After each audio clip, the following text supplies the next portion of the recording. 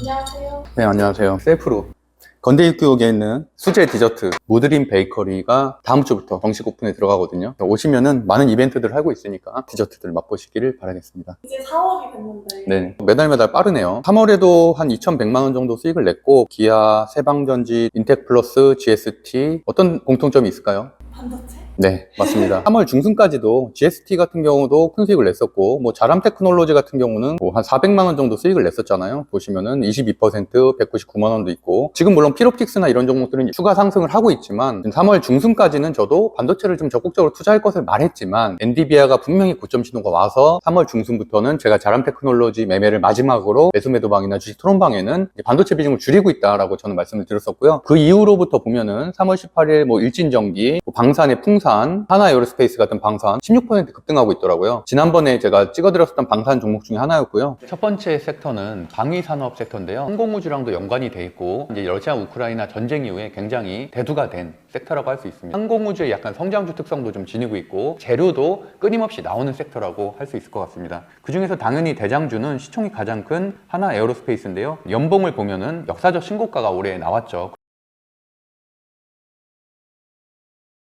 이렇게까지 급등할 줄 몰랐네요. 그다음에 i3 시스템도 방산이고요. 제가 최근에 좋아하는 방산 종목이고, 하나오션과 같은 조선도 있었고, 최근에는 반도체보다는 좀 다양한 것, 비올도 있고요. 화장품 또는 미용기기, 방산처럼 실적이 있으면서도 최근에 좀 많이 하락한 종목들로 수익을 내고 있다. 과연 이제 4월에는 어떻게 장이 진행될 때가 궁금하실 텐데요. 사실 오늘 코스피만 보면은 굉장히 괜찮아 보이거든요. 2753, 제가 2700과 2800의 박스권을 이루고서 4월이 지날 것이라고 말씀드렸었는데, 딱 가운데죠. 2753 정도면 거기다 또 심지어 양봉인데 괜찮지 않나라고 착각할 수가 있어요. 근데 중요한 건 뭐냐면 현재 삼성전자가 3.4% 오르고 있거든요. 지난번에도 전망할 때 삼성전자 5%가 오른 3월 20일을 굉장히 변곡점으로 말씀드렸었잖아요. 젠슨황 엔비디아 CEO가 삼성전자 HBM에 대한 기대감을 나타난 이후로는 매일매일 거의 상승을 하고 있습니다. 그럼에도 불구하고 삼성전자 주주들은 정말 많이 고생했기 때문에 다들 나가시기를 바라겠고요. 삼성전자 말고도 좋은 종목들, 중형주, 특히나 1조대 중형주 중에 참 좋은 종목들이 많기 때문에 그런 종목들 중심으로 좀 보시면 될 것 같고요. 나머지 종목들은 LG에너지 솔루션, 포스코홀딩스, 배터리들은 여전히 하락 중이고, 그나마 삼성바이오로직스는 보합 정도, 반도체는 우상향 중, 제약바이오는 보합, 배터리는 하락 정리를 제가 해드렸었잖아요. 그 전장도 하락 중이라고 말씀드렸는데 오늘도 현대차, 기아가 3%대 좀 급락을 보이고 있습니다. 추세선이 좀 깨져서 좀 안타깝네요. 저 PBR 정책도 이제 약발이 좀 다 돼간다. 총선이 피크라고 제가 계속 말씀드렸었는데 4월 초부터는 계속 하락하는 모습이